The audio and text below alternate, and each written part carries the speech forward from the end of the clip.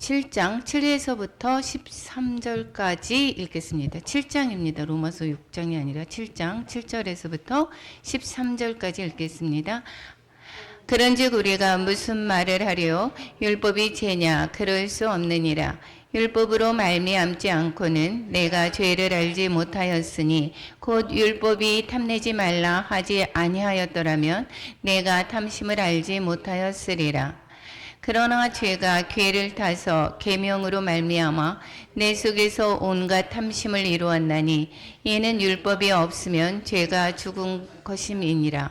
전에 율법을 깨닫지 못하였을 때에는 내가 살았더니 계명이 이름에 죄는 살아나고 나는 죽었도다. 생명에 이르게 할 그 계명이 내게 대하여 도리어 사망에 이르게 하는 것이 되었도다.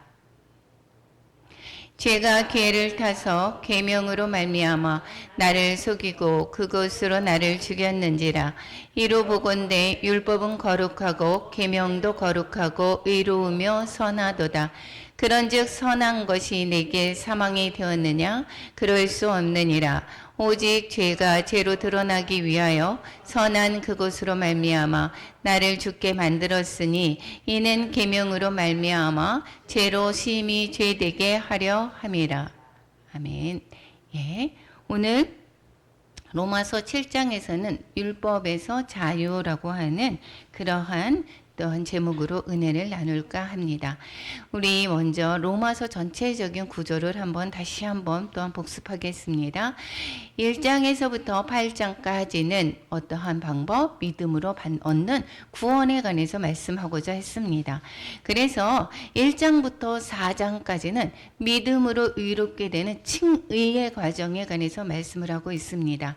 이 1장에서는 하나님의 복음에 관해서 말씀했다라고 얘기했고, 두 번째는 그러면 모든 사람이 다 죄를 범하였음에 이제 심판에 이르게 되었다라고 하는 심판에 관해서 말씀을 하고 있습니다. 그리고 그러면 심판받은 사람은 어떻게 그러면 구제받을 수가 있는가? 이 하나님의 구원에 관해서 3장에서 말씀하고 있죠. 그리고 이것은 아브라함부터의 그 있었던 하나님의 약속이다라고 하는 4장에서는 하나님의 약속에 관해서 말씀을 하고 있고, 그리고 이제 5장에서부터 8장까지는 거룩하게 되어가는 그러한 성화의 과정을 말씀하고 있습니다. 5장에서는 이제 구원을 받았던 칭의를 받은 사람들은 이제 어떻게 이제 살아가는 것인가? 먼저 이제 구원받았다라고 하는 것은 하나님 죄로 말미암아 하나님과 떨어졌던 관계가 화평이 되었다, 화목하게 되었다라고 하는 내용들을 5장에서 다루고 있습니다. 그러면 그러한 삶을 하나님과 화평하게 된 사람들은 이제 그리스도와 연합이 되어서 이제 살게 되는 것이다라는 것이고, 그래서 그리스도와 말미암아 이제 십자가에서 못 박혔고 또 3일 만에 함께 예수가 부활하심으로 말미암아 우리도 부활하게 되었다라는 부활의 신앙으로 살게 된다라는 것을 말씀하고 있습니다. 그리고 이제 7장에서는 율법에서 자유된다라고 하는 율법에서 우리는 이제 그리스도와 연합된 자는 율법에서 자유하게 되었다라고 이야기를 하고 있습니다. 그러니까 율법의 조문으로 인하여서 우리가 지키지 못한 것을 심판받지 않게 되었다라는 것을 말씀하고 있다라는 것이 이 바로 율법에서 자유라는 것이고, 오늘 본문 7장에서 다루게 됩니다.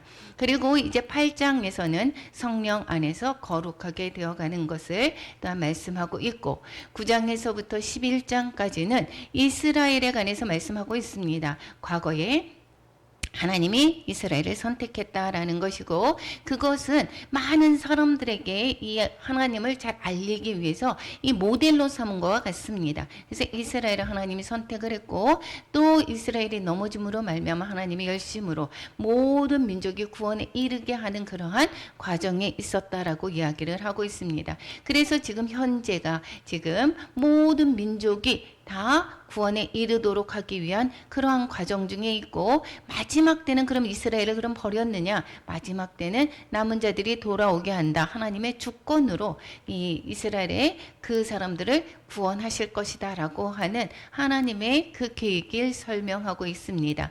그리고 12장에서부터 16장까지는 그러면 믿음으로 사는 그러한 순종의 삶을 말씀하고 있습니다. 그래서 순종의 삶, 하나님을 기쁘게 하는 삶인 것이고 살아야 되는 것이고 우리는 하나님의 일꾼이고 그래서 그 사람들은 하나님의 나라를 위해서 사는 것이고 그리고 하나님의 일을 하는 것이고 그리고 하나님께 순종한다라고 하는 내용을 12장에서부터 16장에 담고 있습니다. 오늘 로마서 7장 아까 조금 읽었습니다. 오늘 본문에서 조금 읽었지만 그러면 죄가 죄되게 하려느냐 뭐 이렇게 뭐 쭉 얘기가 나오죠.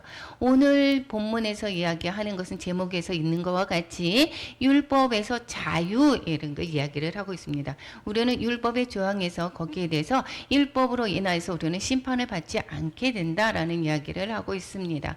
그럼 율법에서 자유한 자는 그럼 어떻게 살아야 되는가? 이제는 하나님을 기쁘게 하는 새로운 삶을 살아야 되는 것이고 이것은 바로 거룩한 삶을 사는 것이다라는 것을 말씀하고 있습니다. 그럼 율법의 기능은 그러면 뭐하러 주셨는가? 율법이 왜 주셨는가라고 하는 그런 의문이 있을 것입니다. 율법은 죄를 깨닫게 하기 위해서 즉 내 자신의 상태를 알기 위해서 율법을 주셨다라는 것입니다. 그리고 율법에서 자유한다 그러면 율법에서 자유롭다라고 하는 것은 과연 무엇을 이야기를 하는 것인가? 예, 내가 죽었고 예수로 사는 것이 그랬을 때에 율법에서 자유하게 되는 것이다 라는 것을 말씀하고 있습니다. 다시 한번 구체적으로 우리 본문을 통해서 이제 천천히 한번 나아가 보겠습니다. 그러기 전에 7장의 이제 구조 어떻게 되어져 있는지 한번 보겠습니다. 1절에서부터 6절까지는 새로운 삶의 방식이다. 이제 예전에는 옛사람으로 살았습니다. 이제 복음으로 주님을 이제 그 복음을 받아들였습니다. 그러면 우리는 어떻게 하는 삶을 살아야 되는가? 하나님을 기쁘게 하는 삶을 살아야 된다라는 것이고 이것은 무슨 삶이냐? 거룩한 삶이고 절제의 삶이다라는 것을 말씀하고 있습니다. 그리고 이제 7절에서부터 13절까지는 그러면 율법을 주신 목적, 율법이 그럼 뭐하러 주셨느냐? 예, 율법에 주신 목적을 이야기를 하고 있습니다. 율법에 주신 목적은 계속해서 이야기를 합니다. 어떻게 하라고요? 우리의 죄를 깨닫고 내 상태가 지금 어떠한 상황인지를 그래서 이제 확인하는 것입니다. 내가 탐심 가운데 있는지 내가 용서를 해야 되는지 용서를 받아야 되는 그러한 상태인 것을 그리고 하나님의 사랑을 받아들여야 하는 그러한 사람인 것을 깨닫게 하는 것입니다. 내가 탐심으로 가득한 사람입니다. 그리고 저를 용서해 주세요. 하나님의 사랑이 필요합니다라고 하는 그러한 나의 상태를 깨닫게 하기 위해서 율법을 주셨다라는 것입니다.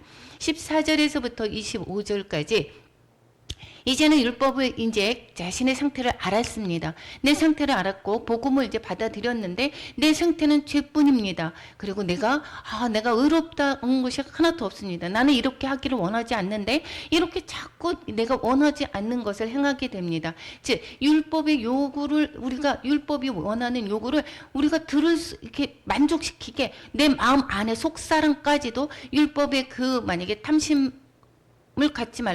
말라.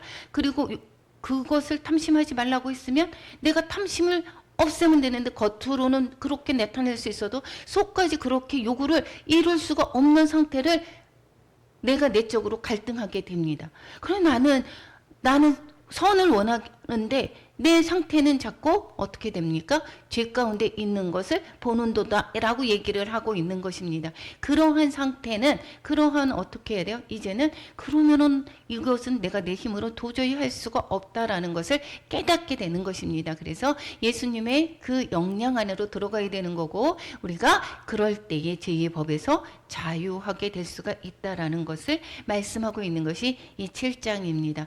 7장에 우리가 말이 조금 어려워서 그렇지 전체적인 내용은 그럼 과연 무엇인가? 전체적인 내용은 율법이 주신 목적이 무엇인가? 율법에서 우리는 자유하게 되었다. 율법에 준 목적이 있는데 그것은 내 상태가 지금 어떠한 상황인지 나는 정말 죄인이구나. 내 모습은 정말 주님을 떠나서는 살 수가 없구나. 주님이 아니고서는 우리가 스스로 구원을 이룰 수가 없구나라는 것을 깨닫게 하기 위해서 율법을 주셨다라는 것입니다. 이 이스라엘의 그 유대인들이 율법으로 말미암아 율법을 지키기 위해서 나는 그래서 율법을 지켜서 나는 정말 의로워 이렇게 이것은 하는 것은 다 교만이다라는 것이고 어떠한 사람은 율법의 10가지를 지켰고 어떤 사람은 30가지 뭐 100가지를 지켰다라고 해서 그 사람이 그러면 죄가 없느냐? 그 사람도 마찬가지로 죄가 있다라는 것입니다. 내 죄가 커, 내 죄가 커, 뭐 이렇게 다툴 뿐이지. 그래서 이 율법으로는 의롭다함을 받을 존재가 하나도 없기 때문에 이 율법으로 말미암아 의롭다함을 받을 존재가 없기 때문에 하나님의 구원이 필요함을 절실히 깨닫게 되는 그것으로 인하여서 이 율법이 주셨다라고 하는 것입니다. 그런데 이 율법을 강요를 하고 있죠. 유대인들이. 그것이 잘못됐다라는 것입니다. 이제 1절에서부터 6절까지 다시 한번 살펴보겠습니다. 예, 그 새로운 삶의 방식을 이제 말씀을 하고 있습니다. 새로운 삶의 방식을 이야기를 하는데 하나님을 기쁘시게 하는 삶의 이게 그 새로운 삶의 방식으로 살아가는 것은 하나님을 기쁘게 하게 되는 것이다라는 것입니다. 옛사람이 죽고 새로운 삶의 방식으로 살 때 우리가 예수님을 믿어서 그렇게 살 때는 그것이 하나님을 기쁘게 하는 그러한 삶의 동기가 되는 것이다 라는 것을 설명하고자 하는 것입니다. 그런데 1절에서 6절까지는 이 혼인 관계로 말미암아 우리가 하나님 예수 그리스도를 믿고 하나님과 하나님의 자녀가 된 자는 이 율법에서 벗어났고 율법에서 구애를 받지 않는다라는 것을 말씀해 주고 싶었던 것입니다. 그래서 율법에서 자유한 새로운 삶의 방식을 설명하고 있는 것을 알 수가 있습니다. 다시 한번 이 구절 한번 다시 한번 살펴보겠습니다. 법이 사람이 살 동안만 그를 주장한다라고 해서 1절에서 이야기를 하고 있죠. 우리가 죄를 졌습니다. 그래서 죄를 물으라고 검찰에서 또한 소환도 하고 죄를 따지고 이렇게 합니다. 그런데 그 사람이 죽었습니다. 그러면 어떻게 하죠? 공소권 없음 이렇게 이야기를 합니다. 그러니까 그 사람이 살아 있어야 죄값을 치르기도 하고 죄에 대해서 물어보기도 하고 죄에 대한 심판을 주는데 그 사람이 죽었다라고 하면 죄를 물을 수가 없다라는 것을 이야기를 하는 것처럼 이것이 이제 그렇게 1절에 도입을 그렇게 합니다. 이 법을 아는 자들에게 말하노니 그 법이 사람이 살아 있을 동안만 그를 주관하는지 알지 못하겠느냐. 그것처럼 예를 들어서 우리는 예전에 율법과 결혼했었습니다. 율법과 결혼을 했습니다. 그런데 이제는 우리는 새로운 예수님과 이제 결혼을 하게 되었습니다. 그것은 무슨 소리? 예수님을 구주로 영접했을 때 그거는 무슨 소리냐? 이것이 두 번째 2절에서 이야기를 하고 있죠. 남편 있는 여인이 다른 남자한테 생전에 살았는데 생전에 다른 남자한테 가면 이것은 간음이죠. 그렇죠? 이 남편이 있을 때에 남편의 벗에서 이거는 벗어날 수가 없습니다. 이거는 죄가 됩니다. 그런데 생전에 다른 남자에게 가면 음녀라고 하지만 그런데 그 남편이 죽었습니다. 그러면 이것이 다른 남자한테 가더라도 이것이 죄가 됩니까? 안 됩니까? 그 죄에서 먼저 내 남편에 대해서 자유롭게 되는 것이다라는 것을 말씀하면서, 예? 그래서 다른 남자한테 갈지라도 음녀가 되지 아니하느니라. 그래서 남편이 죽고 재혼했다라고 해서 그것이 음녀냐? 그렇지 않은 것이다라는 것을 말씀한 것입니다. 그와 마찬가지로 우리가 율법에서 놓여 있을 때, 남편과 같이 율법에 놓여 있을 때는 율법에 관해서 우리가 종노릇하고 있었지만 예수님을 믿음으로 말미암아 예수님을 믿었다라고 얘기하는 것은 그것은 어떻게 되죠? 이제 내가 어떻게 한 거예요? 이거 죽지 않으면 예수님을 믿는 게 아닙니다. 율법에서 자유한 것이 아닙니다. 예수님을 믿는다라고 하는 것은 예수님과 뭐라고 했었죠? 연합하는 거라고 얘기를 분명히 했습니다. 예수님 연합하는 것이다라고 얘기했고, 예수님과 연합하는 것은 지금 6장에서 얘기를 하지 않았습니까? 예수님과 연합한다라고 하는 것은 예수님과 더불어서 십자가에서 죽었을 때, 예수님이 돌아가셨을 때 우리도 마찬가지로 그 믿음으로 고백했던 자들은 함께 예수님과 함께 죽은 것입니다. 그러니까 우리는 그 율법에 관해서 우리가 그 죽음과 마찬가지로, 그래서 우리 율법에서 죽었고, 그리고 이제 예수님과 혼인한 관계가 부활하심으로 말미암아 이제 주님이 내 안에서 살게 되는 것이고, 주님과 혼인한 관계였다라는 것을 이렇게 예를 들어서 설명하고 있습니다. 그러니까 우리는 예수 그리스도로 그의 신부로서 살아가는 거기 때문에 그 율법에 관해서 우리의 조항에 따라서 우리가 심판을 받을 필요가 있다 없다 얘기하는 것입니다. 필요가 없다라는 것이죠. 옛사람이 우리가 죽었기 때문에. 옛사람이면 이 유대인들이 아직 예수님을 믿지를 못하고 있습니다. 그러면 율법에 그 요구하는 대로 그 심판을 받게 되는데, 그런데 우리는 예수님을 믿을 때 예수님과 함께 십자가에 못 박혀 우리는 죽었습니다. 그렇기 때문에 율법에 놓여 있었던 우리는 이제는 심판을 받지 않고, 율법에 대해서 심판을 받지 않고 이제 새로운 신랑, 즉 대신 예수 그리스도의 생명의 법으로 우리는 판단을 받는 것입니다. 그러니까 그것은 어떻게 돼? 예수 그리스도의 의가 나의 의가 되었다라는 것을 얘기를 하고 있는 것입니다. 그러니까 더 이상 율법에 대해서 우리가 율법으로 인하여서 우리가 심판을 받지 않게 되었다라는 것이고, 율법에 대해서 이것을 죽임당하였다 이렇게 표현을 한 것입니다. 여기까지 이해가 되십니까? 예? 예, 이해가, 율법에 대해서 이제 죽임을 당했다라는 것이고, 그래서 예수님께 가서 이제는 하나님을 위한 열매를 맺게 하는 것입니다.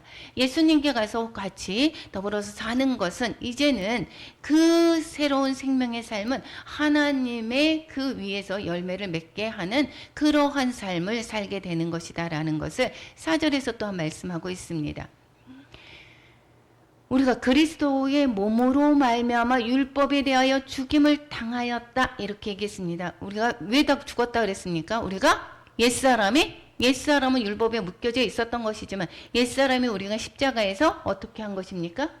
죽었습니다. 그러니까 율법에 대한 정죄함을 받지를 않는다라는 것입니다. 거기에 대해서 우리는 그래서 과거에 우리가 죄지었던 율법에 관해서 얘기했었던 잘못한 것들, 우상을 섬기었던 그런 죄들이라든가 여러 가지 죄악에 대하여서 이제는 거기에 대해서 어떻게 돼요? 그 죄가 사함을 받게 되는 것입니다. 예수 그리스도가 십자가에 못 박혀 돌아가심으로 말미암아 우리의 그 모든 죄를 대신해서 이제 정죄를 받으셨고, 우리도 그 정죄로 말미암아 이제 율법에 대해서 이제 죽었기 때문에 이제는 죽은 자 가운데서 살아나신 이에게 우리는 예수님께로 가서 그래서 이제 우리의 삶이 이제는 하나님을 위해서 열매를 맺게 하는 삶을 살게 되는 다른 법에 의해서 살게 되는 것입니다. 즉 먼저의 남편은 그 남편의 법에 따라서 살게 됐지만 그 남편의 죽었습니다. 그러면 우리는 새로운 재혼했으면 이 새로운 가정에서의 그 법대로 살아가는 것이다 라는 것을 예를 들어서 설명하고 있는 것을 알 수가 있게 되겠습니다. 그러면 이제는 육신에 있을 때는 우리는 죽음으로 이제 이르는 열매를 맺겠습니다. 그렇죠? 우리가 육신에 있을 때는 어떻게 율법으로 말미암아서 그 뭐뭐 하지 말아라라고 하는데, 그럼 우리는 그것을 했습니다. 근데 그것을 전체적으로 하지 않았어도 이웃을 내 몸과 같이 사랑하라라고 했는데 겉으로는 사랑하는 척을 했습니다. 그런데 이 속까지 어떻게 해요? 이 속까지도 보는 것입니다. 이 겉에만이 아니라 드러나지 않는 이 속마음까지도 그렇게 율법에 따라서 살지를 못했다라는 것입니다. 그러니까 이것은 율법대로 살지를 못했으니까 어떻게 해요? 죽음에 이르는 열매를 맺을 수밖에 없게 되는 것입니다. 이것은 어느 누구도 말미암아 육신으로 말미암아 모든 그 율법을 지킬 수 없음을 깨달아야 되는 것입니다. 그래서 우리는 우리의 상황이 지금 이 율법을 주신 이는 내 지금 마음의 상황, 내가 정말 의롭을 수가 없구나, 내가 정말 죄인이구나, 내가 정말 너무도 이 죄 가운데서 나는 너무 커다란 죄인이구나 라는 것을 깨달아야 되는 것입니다. 그렇지 않은 자, 세상에 있는 자들은 내가 무엇을 잘못했는데 이렇게 생각을 하고 있습니다. 그러니까 자기의 상태를 보지를 못하는 것입니다. 그러니까 자신의 형태를 확인하지 못하는 것입니다. 근데 이 율법을 통해서 우리가 율법을 알았을 때에 이 율법을 통해서 내가 그러지 못한 나를 바라보게 되는 것입니다. 이것이 율법의 기능이다라는 것인데, 이 율법은 그런데 내가 지키지 못하기 때문에 죽음을 이르는 죽음으로 이르는 열매를 맺게 될 수밖에 없습니다. 그런데 이제는 우리가 그것에서 얽매였던 것에서 이제 죽었습니다. 그래서 율법에 대해서 벗어났다라는 것입니다. 그리고 이제는 성령으로, 즉 새로운 영의 새로운 것으로 섬기게 되었다라는 것입니다. 우리가 이제는 사는 방법이 달라진 것입니다. 예전에 남편에게 벗어나서 새로운 남편으로 갔었던 그 남편이 예전에 그 습관대로 사는 것이 아닌 것처럼 우리는 이제 예수님과 더불어서 살아가는 자는 이제 내 안에 성령이, 내가 옛 사람은 죽었고 영으로 성령으로 섬기게 되었다, 산다라는 이야기를 하고 있습니다. 그래서 이제는 율법에 따라서 내가 심판을 받는 것이 아니다라는 것이고, 이것은 영의 새로운 것으로 섬기게 되면 거룩으로 이르는 열매를 맺을 수 있게 되는 것을 우리는 알 수가 있게 되겠다라는 것을 말씀하고 있습니다. 여기에서 지금 1절에서부터 6절까지의 문제는 거룩의 문제를 다루고 싶었던 것입니다. 거룩의 문제, 즉 새로운 삶으로 살게 되었다. 우리가 예수님을 믿었다라고 하는 것은 6장에서 말한 것처럼 그리스도와 연합한 것이고, 연합한 것은 새로운 방식으로 사는 것이다. 이제는. 그리고 율법하고는 이혼했으니까 이제는 율법에 따라서 우리가 심판받는 것이 아니라 이제 예수와 결혼했기 때문에, 그렇기 때문에 새로운 삶의 동기가 이제 생기게 되었던 것입니다. 그래서 그 삶의 동기는 이제는 무엇입니까? 옛사람은 나를 위한 것, 내 욕심, 탐심을 위해서 살았다라고 하면 이제는 새 사람의 동기는 하나님을 기쁘게 하는 것으로 거룩한 삶으로 가는 것이다라는 것입니다. 우리가 예수님을 믿었습니다. 아직도 그런데 이 옛사람을 버리지도 못하고 여전히 내가 탐심으로 살아가고 있습니까? 이것은 지금 우리가 아니다라는 것입니다. 옛사람은 이제는 나는 죽었습니다.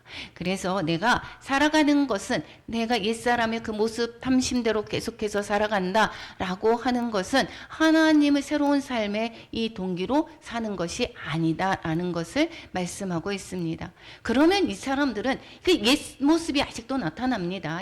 옛사람이 아직도 여기에서 육신에 있음으로 말미암아 옛사람이 아직도 그러한 모습을 내 안에 거하고 있습니다. 그래서 이것을 내 생각이라고 얘기하죠. 옛사람이었던 것이 내 생각. 우리가 얘기할 때 내 생각에는 이거 오늘 아침에서도 계속 얘기합니다. 내 생각, 사울의 생각, 다윗의 생각, 하나님을 바라보는 말씀의 중심의 삶이다라고 얘기를 했었죠. 그러면 우리는 삶에 대해서 자꾸 내 생각이 있습니다. 내 자신을 위한 삶, 누구의 컨트롤을, 누구를 위해서 받아야 되는가? 내 생각대로 조정해서 받는 것, 이것은 아니다라는 것이고, 절제라고 하는 것은 내 자신을 위해서 또한 그 새 자아를 위해서가 아니라 어떻게 해요? 예수님의 그 마음으로 사는 것을 말씀하고 있다라는 것을 이야기를 하고 있습니다. 우리는 하나님의 말씀으로 사는 것입니다. 이것이 거룩으로 일어나가는 것입니다. 그런데 내 마음에 자유가 있습니다. 내가 저 사람을 미워할 자유도 있고 사랑할 자유도 있습니다. 그런데 예수님과 혼인한 자는 이 예수님은 어떤 것을 기뻐하죠? 예? 사랑하는 것을 기뻐하고 우리의 삶을 기뻐하는 것은 하나님으로 사는 것은, 그러면 내가 어떤 선택을 하기를 바라는 것입니까? 사랑하는 것을 선택하는 것입니다. 내 선택에는 내가 있습니다. 그랬을 때에 우리는 이 절제의 삶은 옛사람은 벗어버리고 이사람은 버려버리고 이제는 하나님의 말씀으로 우리가 살아가야 되는 것, 그 컨트롤을 받는 것을 말씀하고 있습니다. 율법은 내 안에 있는 죄를 깨닫게 합니다. 되살리는 효과를 자꾸 합니다. 내가 이렇게 하는 것이 자꾸 어떻게 돼요? 예전에는 저희 언니하고 이제 계속해서 예배를 드리고 있는데, 저희 친정이 그 종갓집이라고 얘기했지 않았습니까? 계속해서 제사를 드렸습니다. 그런데 이제 나는 예수님을 믿어 이제 계속 그랬습니다. 그럼에도 불구하고 제사를 계속할 때 지낼 때 절을 하고 있습니다. 그런데 그것이 잘못됐다고 얘기를 하면서 종교 얘기는 하지 맙시다. 이러니까 얘기하지를 못했는데, 말씀을 이제 계속해서 이제 이야기를 하면서 이제 말씀을 하기를 뭐라고 하느냐면, 하나님이 우상숭배를 정말 싫어하는구나를 느꼈다는 것입니다. 그래서 이것이 뭐냐면, 내가 정말 죄를 자꾸 깨닫게 됩니다. 되살리는 효과를 합니다. 내가 그렇게 했던 것이 죄였구나. 이것이 잘못인 줄을 몰랐기 때는 죄인 줄을 모르고 한 겁니다. 그런데 이것을 하나님의 말씀, 율법을 알게 되는 것은 나 자신을 돌아보는 것입니다. 내가 죄를 자꾸 어떻게 돼요? 되살리는 효과를 자꾸 합니다. 이 율법이 그것을 내 안에서 행하는 그 모든 것들이 이것은 잘못된 거구나. 이 되살리는 효과를 가 있습니다. 그래서 이것을 이제는 그런데 내 삶이 하나님의 주인인 것을 인정하는 자 하면 이제 자연스럽게 어떻게 돼요? 나는 하나님의 것이지. 하나님이 어떻게 이것을 싫어하니까 어떻게 되겠죠? 이것은 죄였으니까 이것은 하나님의 기쁘게 하는 거룩한 삶의 형태로 어떻게 돼요? 내가 이제는 더 이상 제사를 지낼까요? 안 지낼까요? 안 지내게 되고. 이렇게 싫어하는지 몰랐다라는 것입니다. 계속해서 우상숭배에 관해서 말씀을 하고 있을 때 우리는 하나님의 말씀을 자꾸 깨달아야 되는 것을 알아야 되는 것은 이 율법을 통해서 나의 상태, 하나님이 그리고 또 원하시는 것이 또 무엇인지 이것을 우리는 알 수가 있게 되겠습니다. 그래서 우리가 이제 내 삶의 주인이라고 얘기를 하면 하나님이 원하는 대로 우리는 삶을 바꾸어 나갑니다. 이것이 거룩한 삶의 형태로 바뀌어져 가는 것입니다. 그래서 이 복음은 예수 안에 의를 불러오는 효과를 나타내고 있습니다. 두 번째, 이제 7절에서부터 13절까지는 율법을 주신 목적이 있습니다. 잠깐 또 얘기를 하기도 했습니다. 율법은 뭐를 깨닫게 한다고요? 죄를 깨닫게 한다라고 얘기했습니다. 예전에 우리 언니가 말씀했듯이 제사를 지낼 때 같이 절하는 것 자체가 잘못됐다고 생각을 하지 않았다라고 얘기했습니다. 이것은 우상을 섬기는 죄라고 얘기를 했습니다. 뿐만 아니라 탐심도 뭐라고 그랬습니까? 탐심도 우상 숭배다라고 얘기를 합니다. 그런데도 불구하고 내가 지금까지 탐심 내 뜻대로 사는데 내가 내 돈을 가지고 내 거를 가지고 사는데 무슨 잘못인데 뭐가 잘못됐는데 세상 사람 이렇게 얘기를 하죠. 그리고 나 위에서 삽니다. 이것이 죄인지를 깨닫지를 못합니다. 그런데 여기에서 율법을 통해서 이것을 안다라면 율법을 안다라고 하면 이게 과연 이게 죄였구나. 이것을 깨닫게 되죠. 그래서 내 탐심을 물리치려고 거기에서 계속해서 여기에서 우리는 자꾸 나와 싸우게 되고 영적인 싸움을 하게 됩니다. 그리고 내가 원하는 것이 아니라 자꾸 하나님께서 기쁘게 하는 삶으로 자꾸 바꾸어 가려고 노력을 하는 것입니다. 그래서 율법은 죄를 깨닫게 한다라는 것이고 내 상태, 나의 상태를 알게 하고 있다라는 것입니다. 알게 해준다. 율법의 기능에 관해서 이제 그래서 17절에서부터 13절까지 말씀하고 있고 율법의 기능은 뭐라고 얘기했습니까? 7절에 이제 첫 번째 율법으로 말미암지 않고는 내가 죄를 알지 못하였다 이렇게 얘기했습니다. 그러니까 율법이 죄를 깨닫게 한다. 율법이 아니었으면 이게 죄가 죄되는 줄을 모르고 하는 경우가 정말 많습니다. 그래서 율법은 그럼 왜 줬느냐? 여기 믿음으로 말미암아 의롭다함을 받은다고 했는데 그럼 내가 막 살아도 되는 거 아니냐? 내가 믿어서 내가 하나님께 그러면 내가 믿었다고 해서 내 죄를 다 사함받았는데 그럼 뭐하러 그렇게 율법은 무슨 필요가 있겠느냐고 하는 사람들이 있습니다. 그런데 그 율법은 내 상태가 내가 죄인이구나라는 걸 깨닫게 되는 것입니다. 죄를 깨닫게 됩니다. 그래서 율법으로 말미암지 않고는 죄를 깨닫지 못합니다. 우리가 그런 것들이 정말 많이 있죠. 내가 내 돈 갖고 내가 내 맘대로 쓰고 있고, 그리고 그래서 자살도 무엇입니까? 죄라고 생각을 하지 않죠. 왜냐면 내 목숨 내가 하는데 무슨 상관이 있겠어? 라고 이야기를 하고 있습니다. 그런데 이 모든 것들이 율법으로 봤을 때 이 살인하지 말라라고 하는 것에서 이것은 죄가 되는 것을 깨닫습니다. 그래서 우리는 이 나의 상태가 어떠한 상태인지 이것이 죄였구나. 이렇게 하는 것이 아니구나. 비판하지 말라라고 이야기를 하고 있는데 계속해서 우리는 어때죠? 저 사람은 어때? 여당에서는 뭐라고 합니까? 저 사람은 어떻고 저렇게 사람은 어떻고 그렇게 하는데 이것이 죄라고 생각합니까? 전혀 죄라고 생각하지 않습니다. 그런데 이 하나님의 말씀에서 율법을 통해서 그것이 죄를 깨닫게 될 때, 그럴 때 비로소 내가 은혜를 또한 강구하게 됩니다. 내가 정말 죄인이구나, 내가 정말 죄인이구나 라는 것을 깨달을 때 이 죄인은 어떻게 돼요? 심판을 받게 될 것이고, 그럼 이 심판에서 모면하기 위해서는 그럼 어떻게 해야 되는가? 그러면 구원이 정말 절실하게 필요한 것이고, 그것은 예수 그리스도로 말미암아 구원을 받을 수밖에 없기 때문에 예수 그리스도로 말미암아 내가 구원을 받을 수 있는 것이고, 받으려고 하는 것이고, 그래서 내가 은혜가, 그래서 정말 주님으로 말미암아 받은 은혜가 정말 크구나를 깨달을 수 있는 것입니다. 내가 내 상태를 깨닫지를 못한다라고 하면 하나님이 주신 그 구원의 은혜가 얼마나 큰지를 알지를 못합니다. 그래서 8절에서 보면 어떻게 하냐면, 이제는 두 번째, 죄가 괴를 타서 계명으로 말미암아 내 속에서 온갖 탐심을 이루었다라고 이야기를 합니다. 이것은 무슨 소리냐면, 내가 탐심으로 일으켜서 내 안에 죄를 짓게 하게 된다라고 얘기를 합니다. 여기에서 예전에는 탐심을 그냥 내라도, 이 선악과에서도 그랬습니다. 모든 것을 다 먹되 이 선악을 알게 하는 나무는 먹지 말아라라고 했는데 먹지 말아라라고 얘기를 했습니다. 그런데 유난히 다른 그 많은 것들은 보여지지 않고, 이 유독 그 선악과가 왜 먹지 말라고 했을까? 저것만 자꾸 어떻게 봅니까? 저게 자꾸 먹고 싶어하는 그러한 탐심을 일으킵니다. 그러므로 말미암아 나를 죄를 일으키게 되었다 라고 이야기를 하는 것처럼, 이 율법은 계명은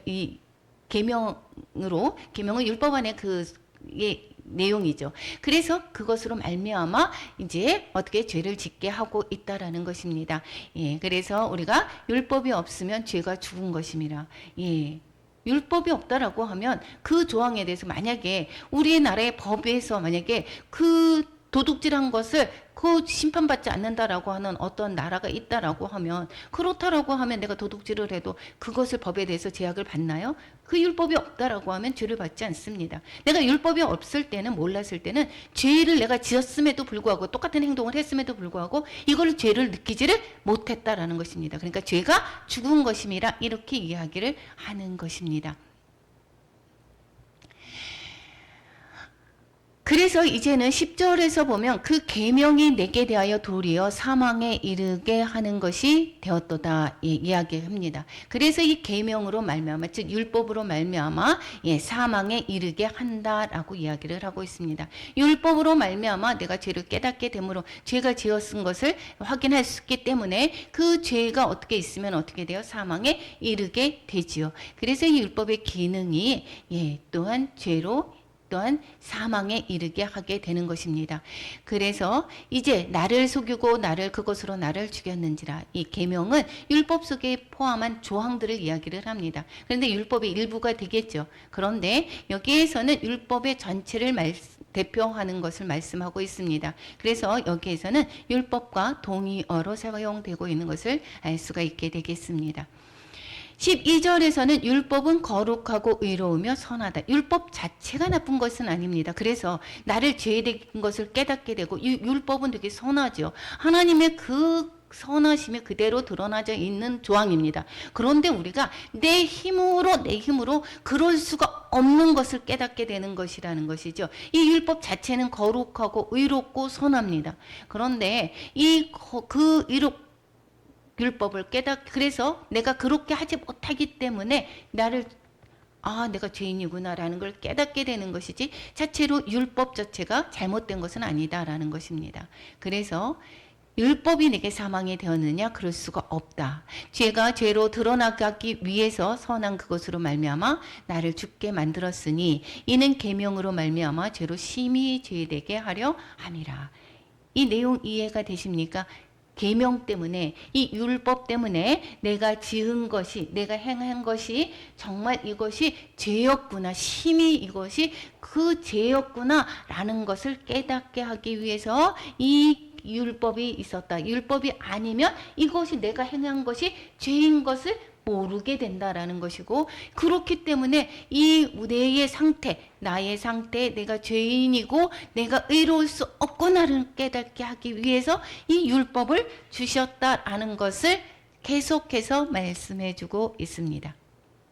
그러니까 율법은 두 번째 7절에서 13절까지 얘기하는 것은 존재 발견의 문제라는 것입니다. 내 어떻다고요? 율법을 통해서 어떻다고요?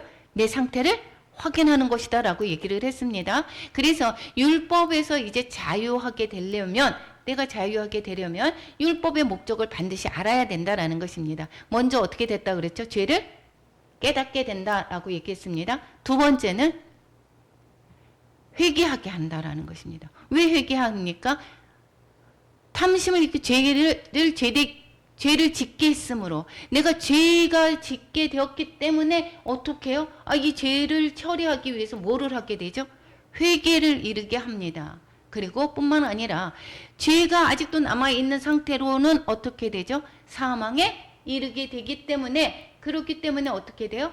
구원의 은혜를 알게 하는 것입니다. 그래서 율법은 이거 정말 우리에게 필요한 것입니다. 이 율법으로 말미암아 심히 나를 돌아보게 됩니다. 그래서 내가 죄인이고 내가 선한 것이 하나도 없습니다. 내 안에는 정말, 내 스스로는 죄 가운데 정말 있습니다. 어느 것 하나 선한 것이 하나도 없습니다. 라고 깨달을 때, 철저하게 나의 자신의 상태를, 내 오호라 통제로다라고 하는 그 상태를 내가 정말 깨달을 때, 그럴 때에 남을 비판하지도 않게 됩니다. 그리고 내가 겸손해지기도 합니다. 그리고 구원의 은혜가 얼마나 큰지도 알게 됩니다. 그리고 성도의 과정을, 이 성도가 이제는 그러면 이 성도가 성도의 과정을 이제 통과할 때 율법은 극복해야 되는 그러한 장애물 중에 하나입니다. 이 율법을 나는 뭐뭐 해야지, 이 예배를 드리는 것도 뭐뭐 해야 돼. 똑같이 율법을 드립니다. 그렇지만 받은 예배가 있고 받지 않는 예배가 있다라고 얘기했습니다. 내 자의로 드려지는, 내 형식으로 드려지는 예배는 하나님 기뻐하지 않습니다. 그러니까 내 의로 하려고 하는 것, 이러한 것들은 성화하는 과정에서 이 장애물이 됩니다. 그래서 이것은 율법은 극복해야 되는 그러한 장애물입니다. 그래서 내가 율법을 자꾸 내려놔야 되는 것이고, 율법으로 행하려고 하는 것, 뭐뭐 해야만 한다, 이거 있죠. 뭐뭐 해야만 한다, 이것은 하나님은 자유의지를 줬습니다. 내가 이 율법, 뭐뭐 해야만 한다라고 하는 것은 율법입니다. 율법입니다. 내 마음으로 우러나서 여기에서 하는 것이고, 그리고 내가 하는 것이라기보다는 하나님의 말씀으로 인도함을 받는 것입니다. 그렇기 때문에 내가 높임받을 거, 내가 자랑할 것이 결코 없다라는 것입니다. 어떤 일을 행할 때 하나님의 말씀에 따라서 순종해서 내가 했습니다. 성령의 인도함 받아서 했습니다. 그렇지만 내가 한 것이 아니다라는 것입니다. 내 속에 거하시는 성령님의 하셨다라는 것입니다. 그렇기 때문에 내가 어때요? 자랑할 것이 없다라는 것입니다. 죄를 이길 수 없는 자신의 존재를 알 때, 그럴 때 성령을 의지하게 됩니다. 하나님, 나는 할 수가 없습니다. 내가 할 수 없습니다. 그래서 우리가 회복하는 방법, 어떠한 어려움 속에서 회복하는 방법이 무엇인지 아십니까? 내가 끝까지 나를 놓지 않습니다.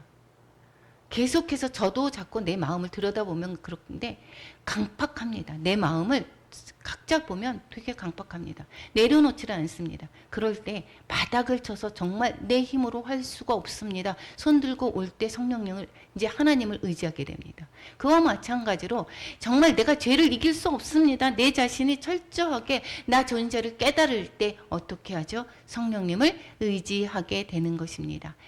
세 번째는 14절에서부터 25절까지인데, 여기에서는 율법에서 자유한 새로운 내적 갈등을 말씀하고 있습니다. 이제 율법에서 이제 예수 그리스도로 말미암아, 그 말미암아 이제 구원함을 받았습니다. 이제는 이제는 내가 정말 율법을 요구를 잘 이루고 싶습니다.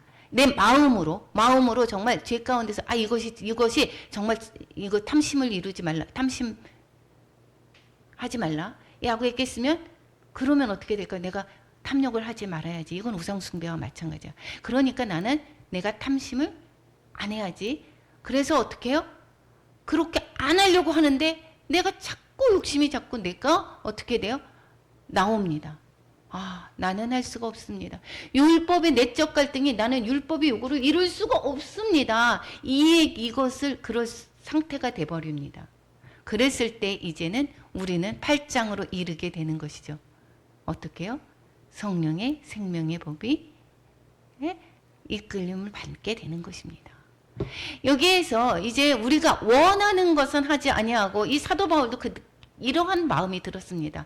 이 사도 바울이 자신의 내적으로 이제 예수님을 믿게 되면서 있었던 것이, 이제는 이제 왜냐하면 율법은 신령한 줄 알지만 나는 육신에 속해서 죄 아래 팔렸습니다. 이제 율법이 선합니다. 그런데 내가 그 육신의 요구대로 이룰 수가 없습니다. 죄 아래 팔렸습니다. 내가 속으로는 원하는 것을 하고 싶은데 원하는 것은 행하지 않고 도리어 미워하는 것을 행함이라. 내가 저 사람을 사랑하라고 했는데 사랑이 안 됩니다. 마음에서 내가 사랑하기를 원하는데 불구하고 나는 자꾸 미워합니다. 이것을 미워하는 내가 나를 행하는 것입니다. 이러한 내적 갈등이 여러분 없었습니까? 많죠. 이러한 내적 갈등이 있었다라는 것이 생긴다라는 것입니다. 그리고 내가 만약에 원하지 않는 그것을 행하는 것은 내가 이로써 율법이 선한 것을 시인하는데, 만약에 내가 정말 저거 사랑하라 라고 했을 때 내가 스스로 정말 사랑할 수 있으면 이 율법이 진짜 선해, 율법대로 그렇게 되는구나 라고 해서 선한 것을 시인하지만, 이제는 그런데 어떻다고요? 그것을 행하는 내가 할 수가 없다라는 것입니다. 내 속에 거하는 죄가 그것을, 내가 원하는 것을 하지 못하게 한다라는 거예요. 그런데 내적으로 갈등이 생기죠. 그래서 이야기를 하고 있습니다. 18절에 뭐라고 얘기합니까? 내 육신에 선한 것이 거하지 아니하는 줄 아노니 원함은 내게 있으나 선을 행하는 것은 없노라. 이것을 철저하게 깨달아야 됩니다. 정말 나를 볼 때 내가 정말 원합니다. 하나님 정말 그렇게 살기를 원합니다. 그렇게 하면서도 어떻게 해요? 때로는 육신에 져서 안일하게 하고 또 내 육신에 편한 대로 행하는 경우 정말 많지 않습니까? 하나님, 나는 정말 선한 것이 하나도 없습니다. 내 스스로 아무것도 할 수가 없습니다를 깨닫게 됩니다. 내가 철저한 죄인입니다를 깨닫게 됩니다. 그러면 이것이 돼 있어야지 그 다음에 은혜로 들어가는 것이 쉽습니다. 이 단계가 없이 그냥 바로 나는 의인이야 라고 생각을 하면, 이러한 철저한 고민이 내 안에 없다라고 하면 그것을 철저하게 하나님의 말씀대로 순종하기가 어렵습니다. 내 상태에 이 율법에 관해서 내가 육신에 선한 것이 정말 하나도 없습니다. 내 입술로는 거짓을 말합니다. 내 입술로는 자꾸 다른 사람을 비판합니다. 순간적으로 자꾸 다른 사람을 깎아내리고 싶습니다. 자꾸 다른 사람이 어떻게 미워집니다. 라는 거. 내 욕심을 나를 내세우고 싶습니다. 내가 했습니다. 나를 자랑하고 싶어 합니다. 하나님, 내가 원하는 바를 하고 싶은데 그렇지 않고 도리어 원하지 않는 바 악을 행하는 것을 볼 수 있습니다. 이것은 내 속에 거하는 죄다라는 것입니다. 나는 주님이 내 안에 성령이 계셔서 내 안에 성령님의 인도함을 받는 것입니다. 그렇기 때문에 율법에 대해서 내가 이제는 정죄함을 받지 않지만 내 안에는 계속해서 내 속사람이 내 속에 거하는 것이 이 죄가 있음을 내가 알 때, 정말 나는 선한 것이 하나도 없습니다 라는 것을 철저히 깨달을 때, 그럴 때 어떻게 되죠? 이제 하나님을 의지하게 됩니다. 그래서 이 단계가 정말 되게 필요로 합니다. 여기에서 이 철저한 그 사도 바울의 갈등 상황, 옛사람의 방법과 새로운 삶의 방식과의 그 갈등, 내가 선을 이제 행하기를 원합니다. 이제 한 법을 깨달았습니다. 하나님, 이제는 내가 이제 하나님 성령의 하나님의 말씀대로 순종하기를 원합니다. 이 그러는 원에게 내가 악에 함께 있습니다. 옛사람이 아직도 남아져 있습니다. 내 속사람으로는 하나님의 법을 즐거워하되 내 지축 속에 있는 죄의 법으로 나를 사로잡는 것을 보는도다. 이것을 어떻게 건져내네? 이 사망의 몸에서 누가 나를 건져내랴? 나는 공고한 사람입니다. 이 사망에서 어떻게 나를 건져내길 수 있겠습니까? 그것은 어떻다라고 이야기를 합니까? 25절 우리 같이 한번 읽어보겠습니다. 우리 주 예수 그리스도로 말미암아 하나님께 감사하리로다. 그런즉 내 자신이 마음으로는 하나님의 법을, 육신으로는 죄의 법을 섬기노라. 우리가 누구로 말미암아 감사해요? 예수 그리스도로 말미암아 감사하는데, 얘가 내 마음으로는 하나님의 법을 하고 육신으로는 죄의 법을 섬기지만, 그렇지만 이 그 내 상황을 이겨나갈 수 있는 것은 성령님께 인도함을 받아야 된다라는 것을, 그래서 8장으로 가서 생명의 성령의 법이 나를 이끌어가는 것을, 여기에서 이러한 내 내적 갈등이 충분하게 있어야 되는 것입니다. 오늘 기도 가운데서 내 내면의 상태를 확인하시기 바랍니다. 나는 정말 선한 것이 없습니다. 나는 정말 죄인입니다. 이러한 나를 구원해 주심에 감사드립니다. 그 구원의 은혜가 너무도 큽니다. 하나님을 떠나서는 살 수가 없습니다.